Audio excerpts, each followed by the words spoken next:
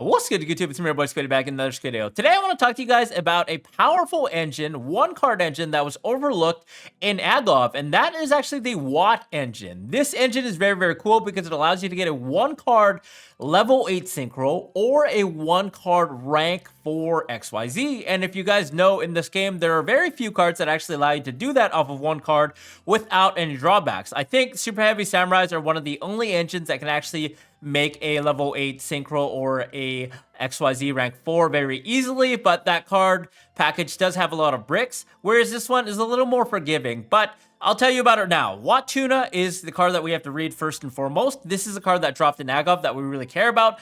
It's a level 4 light Thunder Tuner monster that says this card can attack directly. Okay, this is like the prime effect of the Watts. All of them have this.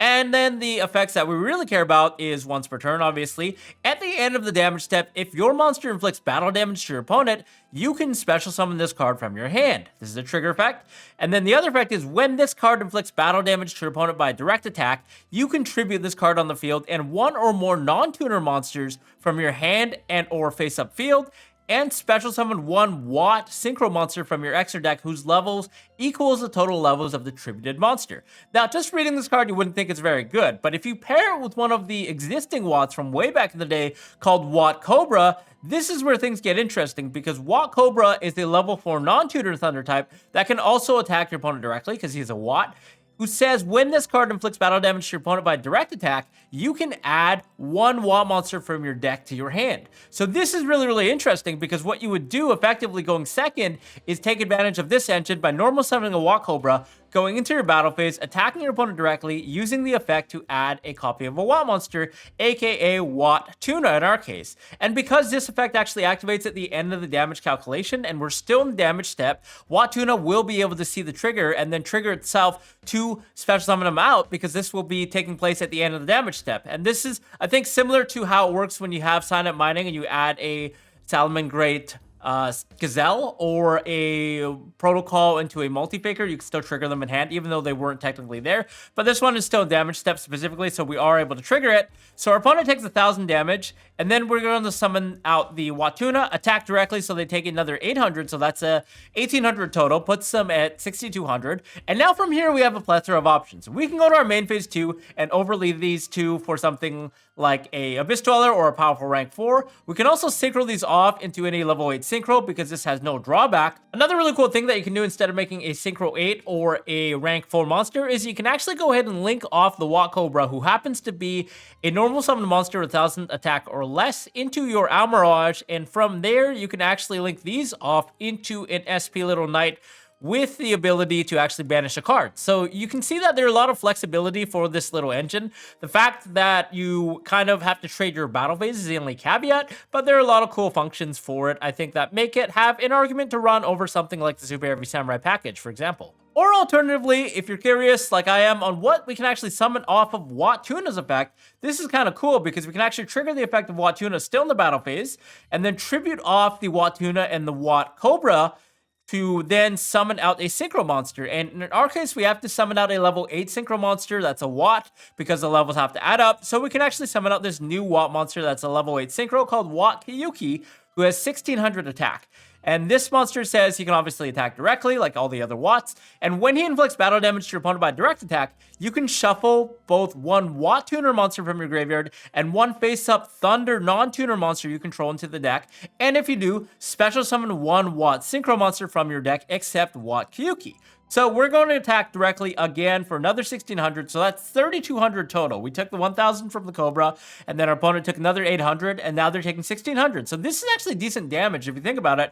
We can then trigger the effect of the WATT Kyuki, which is really, really neat, and then go into one of our two existing WATT synchro monsters, either the WATT Chimera or the WATT Hydra. And these cards are kind of interesting. They each have their own effects. WATT Chimera is a level 6 Thunder monster that has 1,400 attack, who says this card can attack directly. When this card inflicts battle damage to your opponent by direct attack, place one random card from your opponent's hand on top of their deck. So we're kind of ripping a card out of their hand, which is nice. It doesn't go to the graveyard. It doesn't get shuffled back in the deck. It goes to the top of the deck, so they effectively skip their next draw phase, which is really, really interesting that it has the effect. Or alternatively, we can actually summon out the WATT Hydra, which is a level 7 Thunder Synchro monster that says This card can attack directly. When this card inflicts battle damage to your opponent by a direct attack, choose one card in your deck and remove it from play, aka banish it. And then add it to your hand during the second standby phase after activating this effect. I mean, okay, it's like a Gold Sark. It's nice if you get to add it to your hand, but more importantly, there are a lot of cards in this game that actually take advantage of themselves by being banished, which is really, really neat, right? So if we actually summon out the Wa Hydra, which I imagine most of the time we would, because we'd probably play this engine in a deck that can take advantage of getting cards banished, they take another 1,500, and then from there, we can actually use the effect to banish one of our cards. So you're seeing that they take a whopping 4,900 damage direct attack, which is really, really a lot of pressure, especially when you're close to time. And then on top of that, you actually get the Wat Hydra effect to banish a card. So let's take a deeper look at that and what we can take advantage of in terms of Wat Hydra. So this is probably what the engine would look like if we wanted to decide it in going second, playing multiple copies of Wat Cobra, which is the one that you actually want to draw, whereas one copy of Wattuna, we don't really want to draw this, but it's not the end of the world if we do, because we can still take advantage of it by normal summoning it and using the effect. As long as we have another level 4 or level 3 in our hand to tribute, then we're off to the races. We're still going to be able to use the effect to synchro summon from our hand directly, right? And another cool card that actually caught my attention was this one that was sided back in the old formats. It's called Wat Giraffe, who can also attack directly, and when he does inflict battle damage by a direct attack, he has a trigger effect that says your opponent cannot activate cards or effects until the end of the turn. So it's really, really neat that this card could potentially come into effect by negating all of your opponent's cards. It turns off your opponent's cards for the turn. It's a Shockmaster, so they have to activate their cards immediately before this attack goes through. And because it activates in the damage step, Therion King Regulus and cards that negate effects only cannot actually activate in the damage step to try and negate it. So it's kind of a neat little interaction there that you can also search off of Wat Cobra. Now, the drawback is obviously you're not going to be able to normal summon this card out immediately, but it's just a cool little Wat card that I wanted to share anyways in case that some play ever came up with it.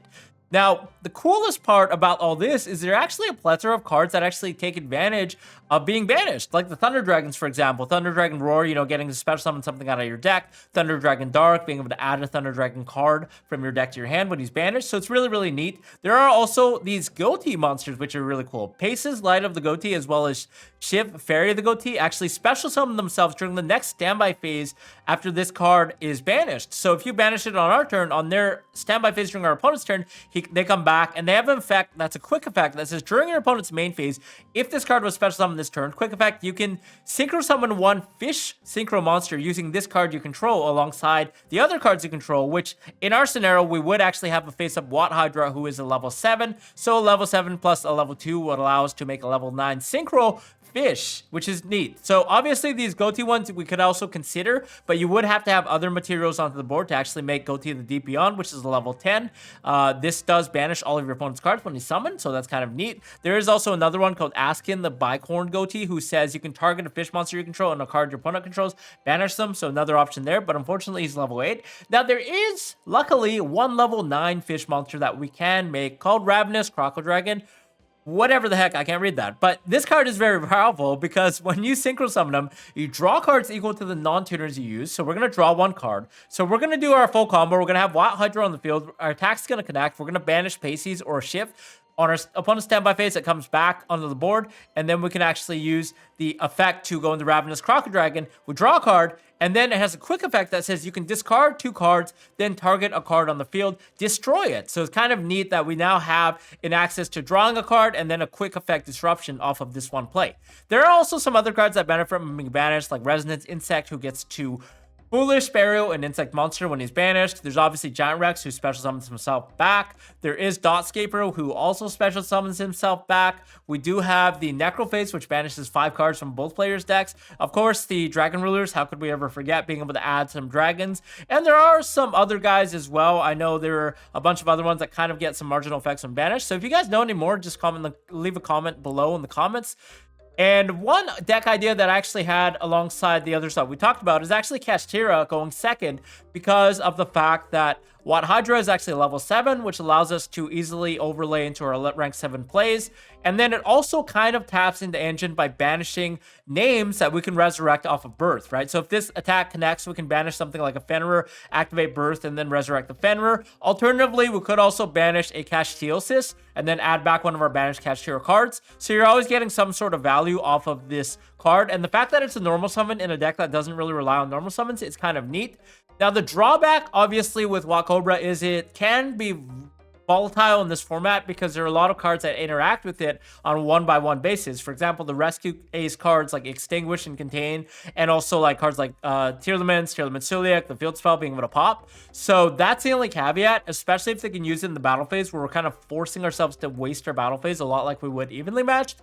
But I still think it's really, really cool to kind of talk about. And if you guys have any ideas on incorporating potentially this engine, I think that there could be a lot of benefits from it. You know, just the fact that you don't even have to go into your Watt plays. Rather, you could just go into a rank 4, or you could just go into a rank 8 or a Synchro 8 for that matter, just by going into main phase 2. So there are a lot of options there, I think, with these cards in general. I definitely suggest you guys test them out. And yeah, leave me comments below if you guys have any more tips on how we can actually take advantage of the Watts, because I've always loved Watts as a old school player, even though they've never been really good. But now is the opportunity to kind of splash them around and play with them. So yeah, other than that, we'll see you now in the next video. Thanks for tuning in. Bye-bye.